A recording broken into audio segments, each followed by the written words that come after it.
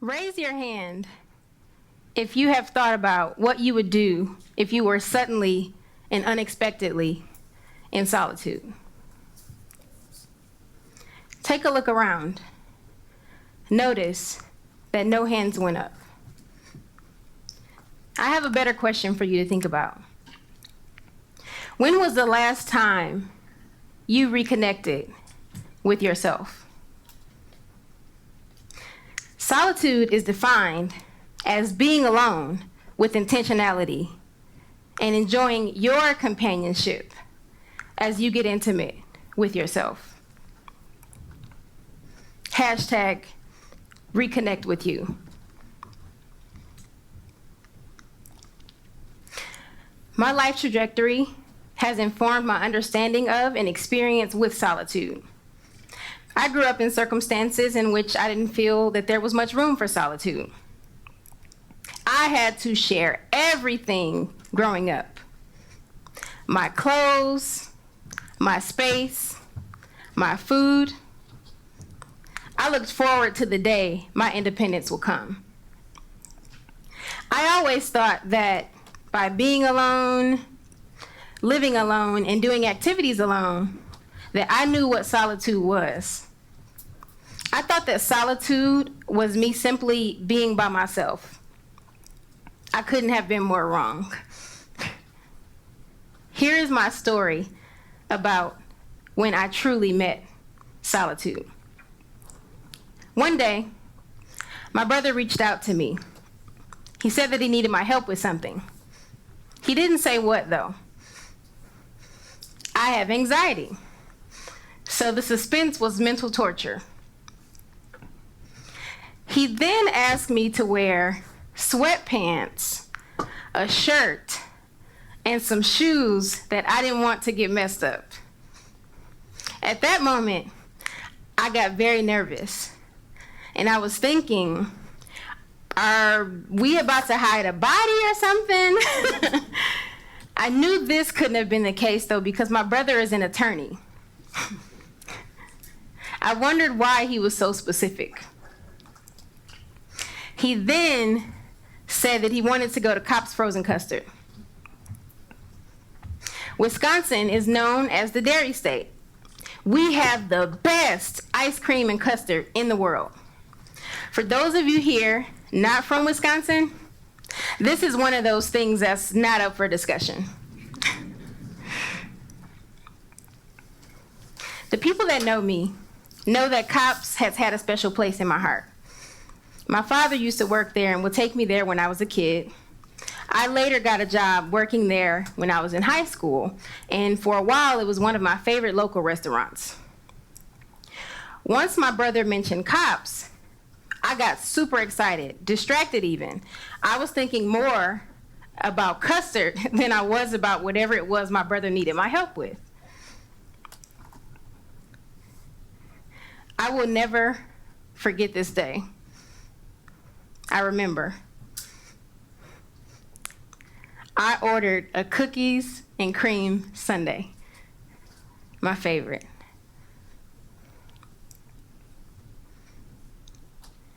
After we had ice cream, my brother looked at me, took a deep breath, and he shared with me that our stepfather had been having a sexual relationship with our younger sister for the last 2 years. Have you ever been so overwhelmed with emotion that you couldn't breathe? I began hyperventilating. I was crying uncontrollably. I can mentally teleport myself back to that day and remember exactly how I felt. Paralyzed by shock, I felt like the earth had stopped spinning on its axis. I was heartbroken. confused. I was angry. I know that I mentioned my father earlier, but the truth is, we've had a very inconsistent relationship. I felt closer to my stepfather than I did my biological father. He would give me advice about guys. We drank beer and watched football together on Sundays, rooting for the Packers, of course. I even bought gifts for him on holidays.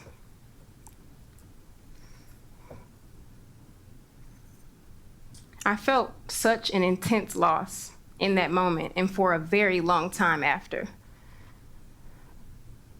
I still feel the loss of that relationship and what I once knew as my family. As you could imagine, this was extremely tough for my mother. My mother means a lot to me. I put my healing process on hold to be there for her, to support her. I moved to North Carolina just a few short months after this tragic event. This impacted who I was when I moved and my openness to build new relationships. I think I was afraid of getting close to anyone. Being in a new place, I didn't know anyone. So being alone slapped me in the face like the rudest of awakenings. I wasn't ready for it. I was learning a new environment, adjusting to a new job, and sitting with what had just happened in my family, alone. This was when shame set in. Being in a new place, I didn't know who to trust. Who was I supposed to share this with? How was I supposed to cope? So, I did what Wisconsinites do, and I drank. I started drinking very heavily. I stopped going to the gym. I remember coming home from work and watching Netflix on my laptop in the dark until I fell asleep. I was having trouble sleeping. I was having nightmares. I isolated myself. This went on for months. I had been stripped of everything that was familiar to me, everything that gave me a sense of safety and security. I felt naked and alone. I had moved far away from everything and everyone that I knew and was spending a lot of time alone at a time in my life when I thought that what I needed most was the comfort of other people. I'm not quite sure where the turning point was for me, but at some point I accepted that this was where I was. And while it didn't quite feel like what I thought it would be like, I knew I needed to be there. I had hope that there was something that I could do. I decided that I needed a hobby, something to keep me busy and just give me a sense of purpose. I started making candles as a part of my self-care routine. I started going to the gym again and journaling. I began working with a new therapist to start to talk about what happened in my family. I even would host what I called the Saturday night special, which was where I would cook a new dish to enjoy solo every weekend. All of these activities helped me to get more comfortable with being by myself and just to get to know myself better, which included starting to unpack how I was affected by what happened. I started to notice some positive changes in my mood and just my overall outlook on my circumstances. Who would have ever thought that I would begin talking about ice cream and end with one of the most devastating things I have ever experienced. If you're wondering what has kept me hopeful, I want to share a quote with you from one of my favorite childhood movies, Teenage Mutant Ninja Turtles. Remember, there is nothing as strong as family. Master Splinter.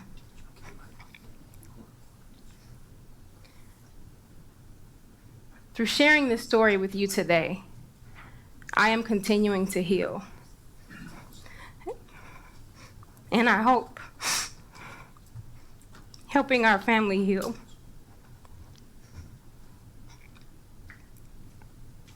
I imagine that my family has felt the same shame that I have about what happened, and may not understand my need to share this so publicly. But it is time that we encourage the exposure of secrets and hidden pain in families, especially Black families.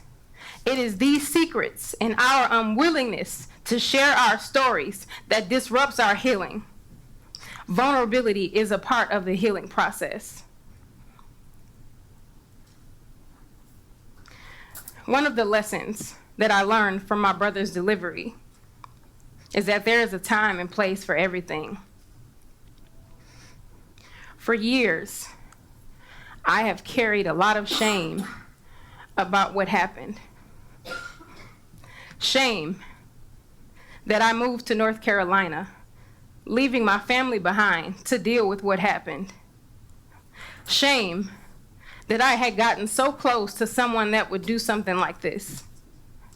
Shame that I couldn't see and didn't know what was going on while it was happening.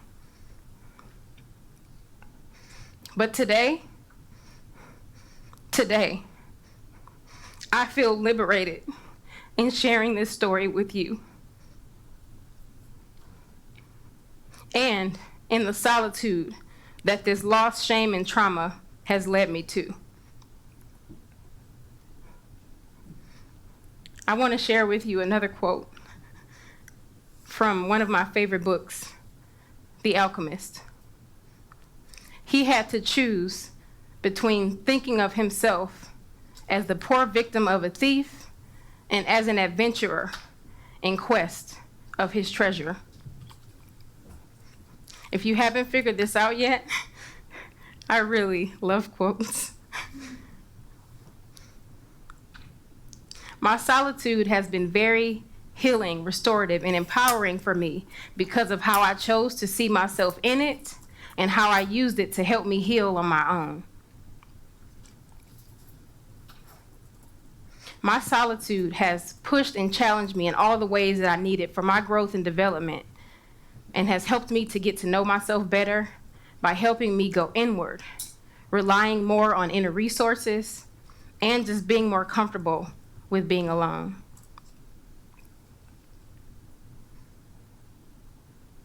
I'm not trying to sell solitude to you.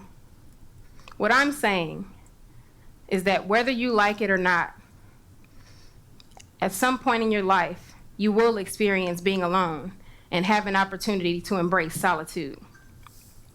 Whether you are a millennial moving across the country, or you find yourself living without family and friends nearby, each and every one of us will experience being alone, which can lead you to solitude. How are you going to use it to #reconnect with you? How might your healing journey be different once you incorporate solitude? I want to leave you with a list of 6 things that you'll need to use your solitude intentionally and for your own healing. Number 1, your why. Why is it important for you to embrace solitude? Your why could be wanting to be less dependent on others, or it could be just wanting to be more comfortable with being alone. But your why is what is going to anchor you in your solitude experience. Number 2, identify obstacles. Do you have a fear of change? or perhaps you worry that you may experience feelings of loneliness. Number 3, an environment that supports solitude. I want to be clear about something. You don't need anyone's permission but your own to embrace solitude. It is important, though, that you have people in your life that support you in your solitude journey, and this includes your support system. Number 4, a solitude role model. Shameless plug. That solitude role model can be me, or it can be someone else that you admire in their embracing of solitude. Someone that you can look to for accountability in your solitude journey. Number 5, self-compassion. You're gonna make mistakes as you figure out how to navigate your solitude journey. Please, please, please remember to practice being kind to yourself. It's so important. And number 6, a plan. Plan ahead. Identify activities that make you feel good about yourself, activities that you enjoy doing alone, or activities that you want to get more comfortable with doing alone. So, are you ready to hashtag reconnect with you? Your solitude is a gift, and it may be the birthplace of your healing. Embrace it when it comes. It is an investment in yourself, your healing, and your family's or your future family's healing. We are all on this journey together. Everything that I've shared with you today are simply tools to help guide you along the way. Because I love quotes so much, I want to end with one of my favorite quotes about solitude. There is you and you. This is a relationship. This is the most important relationship. Nayyirah Waheed. Namaste.